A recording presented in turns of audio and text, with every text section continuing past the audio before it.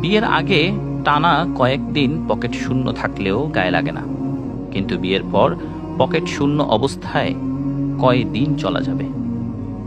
বিয়ের পর দেখবেন কত দ্রুত মাস শেষ হয়ে যায়, কত দ্রুত ঘরের বাজার ফুরিয়ে যায়। তখন পকেট শূন্য থাকলে প্রিয়তমার মিষ্টি হাসিও বিষের মতো লাগে। দেখতে দেখতে সন্তান আসবে সংসারে, দেখবেন আপনি বাবাও হয়ে গিয়েছেন। আসলে তা না, বরং আপনি সংসারের জালে পুরো জড়িয়ে গেলেন। অনেক খরচ আর দায় দায়িত্ব আপনার দিকে তাকিয়ে আছে। বাচ্চার খাবার একসময় বোঝা মনে হবে। দুধের এত দাম কেন? আরো কম দামি দুধ খাওয়ালে কি হয়? এসব মনে মনে ভাববেন। কাউকে বলাও কঠিন, কিন্তু এই ভাবনা কেন আসবে?